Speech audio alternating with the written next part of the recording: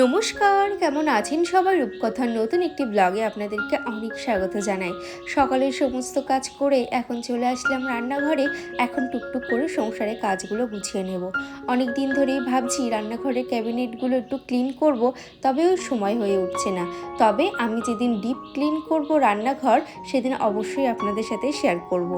মাছটা ওদিকে বার করে রাখলাম, আর এদিকে চালটা ধুয়ে এখন ভাতটা বসিয়ে দিচ্ছি।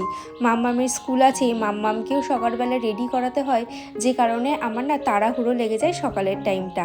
আর এই চাল ধোয়া জল তোমরা অনেকেই জিজ্ঞাসা করেছো, শুধু কি ইনডোর প্ল্যানেই দেওয়া যায়? না গো, এগুলো আউটডোর প্ল্যানেও তোমরা দিতে পারো, তবে জবা গাছে দিলে বেশি ভালো হয়। জবা গাছ, তারপরে কামিনী ফুল গাছ, নয়নতারা ফুল গাছ, এই সমস্ত ফুল গাছে যদি তোমরা দাও তাহলে কিন্তু খুব ভালো গ্রোথ হয়।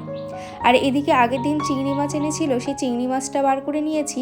আর এই ইঁচড়টা নিয়ে এসছে, এই ইঁচড়টার দাম নিয়েছে 85 টাকা। ভাবতে পারছেন আমাদের বাড়িতে এতগুলো কাঁঠাল গাছ, তবে এখনও জানেন তো ইঁচড় খাওয়ার রান্না করতে যত না টাইম লাগে, এই যে কোটা কাটা রান্নার জোগাড় করতে বেশি টাইম লেগে যায়। সেই জন্য চিংড়ি মাছটা আগে ছাড়িয়ে রাখছি, এই আঁশটে জায়গাটা ধুয়ে মুছে তারপরে সবজিগুলো কেটে নেব।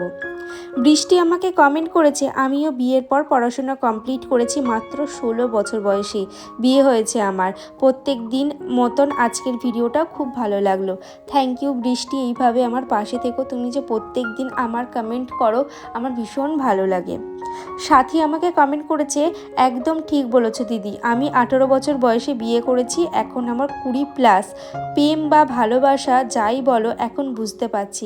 সত্যি তাই, বিয়ের পর একটা বাস্তব জীবন সামনের ওপর উঠে আসে। তখন তুমি আবেগ দিয়ে না, বিবেক দিয়ে যখন তুমি সমস্তটা বিবেচনা করবে না, তখন দুজন দুজনের প্রতি ভালোবাসা, সম্মান বেড়ে যায়। আর আমি বলবো, দুজন দুজনের প্রতি ভালোবাসা এবং বিশ্বাস রেখে সারা জীবন থাকা উচিত। প্রিয়াঙ্কা আমাকে কমেন্ট করেছে, সত্যি দিদিভাই তোমার কাজগুলো দেখতে খুব ভালো লাগে।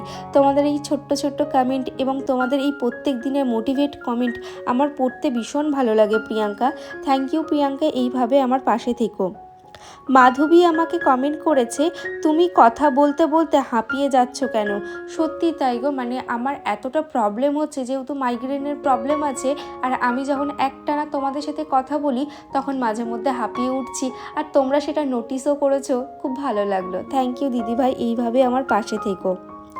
রিয়া আমাকে কমেন্ট করেছে, তোমার প্রতিটা ভিডিও দেখি খুব ভালো লাগে, তোমার কথা বলার যে ব্যাপারটা আমার খুব ভালো লাগে। থ্যাংক ইউ দিদিভাই, এইভাবে পাশে থেকো। তোমরা অনেকেই বলো যে দিদি তুমি কত সুন্দরভাবে গুছিয়ে কথা বলো, তো গুছিয়ে কথা না বললে তোমরা বুঝতেই পারবে না আমার কাছে কথা। আমি যে জিনিসটা বলতে চাইছি বা বোঝাতে চাইছি, সেটা যদি আমি আমার সামনের ব্যক্তিকে বোঝাতেই না পারি, তাহলে হয়তো আমার সেটা ব্যর্থতা। কারণ আমি যতটুকু বলবো, আমি হয়তো অল্প কথা বলি, কিন্তু যতটুকু বলবো মানুষ যেন আমার কথাটা বুঝতে পারে, ভুল না বোঝে। এখনকার দিনের মানুষের ভুল বোঝার কিন্তু অভাব, মানুষ সঠিকটা বুঝতে না পারুক, ভুল ঠিক বুঝে নেয়। পূজা আমাকে কমেন্ট করেছে, ঠিক বলেছো, আমাদের ভালোবাসায় রেসপেক্ট ছিল বা এখনো আছে।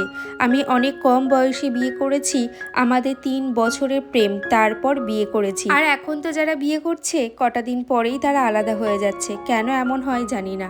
এটা হওয়ার একটাই কারণ হচ্ছে, বিয়েটা বা সংসার জীবনটা এক্সপেরিমেন্ট করে, যে যদি ভালো না হয় অন্য জায়গায় চলে যাব, বা একে ভালো লাগছে না অন্য একজনকে নিয়ে আসব। এখন বিয়ে জিনিসটা না এক্সপেরিমেন্টের মতন হয়ে গেছে। তবে যারা ঘর সংসার গুছিয়ে করতে ভালোবাসে, এই সমস্ত মেয়েরা না একদমই আলাদা, আর এরাই বেশিরভাগ কষ্ট পায়। নিজের ফ্যামিলির দিক থেকে তো আছেই, আর শ্বশুরবাড়ির কিছু পাড়া প্রতিবেশী আছে যারা ওই যে অমুক বাড়ির বউটা ভালো আছে সহ্য করতে না পেরে ঘরে আগুন লাগাতে দেয়। আর কিছু কিছু ফ্যামিলিতে এমনও আছে যারা পাড়ার লোকের কথা শুনতে বেশি পছন্দ করে, তাই না? আমি বলবো একদমই ইগনোর করো, দিন শেষে তোমারটা তোমারই হবে, পাড়ার লোক পাড়ার লোকই থাকবে, তো সেই সব নিয়ে একদমই দুঃখ করবে না। সুদীপা আমাকে কমেন্ট করেছে, খুব ভালো লাগলো দেখে, আপনি যে আমার কমেন্টটা পড়ে সেটা রিপ্লাই দিলেন, আপনার চ্যানেলে ওইটাই ছিল আমার প্রথম কমেন্ট।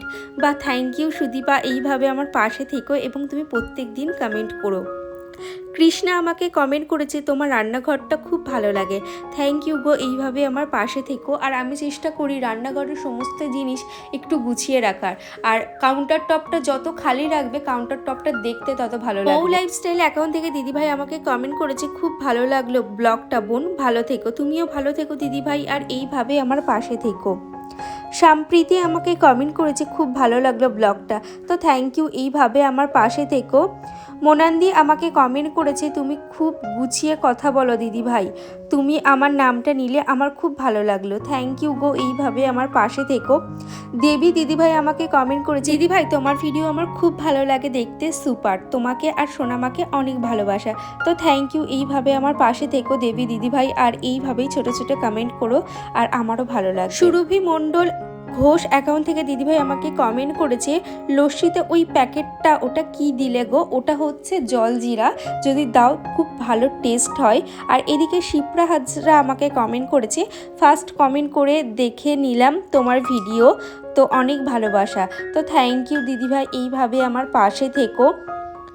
কারুণা আমাকে কমেন্ট করেছে কত সময় লাগে ডিম সিদ্ধ হতে, তো বেশি সময় লাগে না জানো তো। এই 11 এগ বয়লারে যদি তোমরা ডিম সিদ্ধ করো তাহলে খুব বেশি হলে 3 থেকে 4 মিনিট, আর ওই যে ফেটে যাবা বা বাটি থেকে উপছে জল পড়ে যাবা ওই ব্যাপারটা কিন্তু একদমই থাকে না।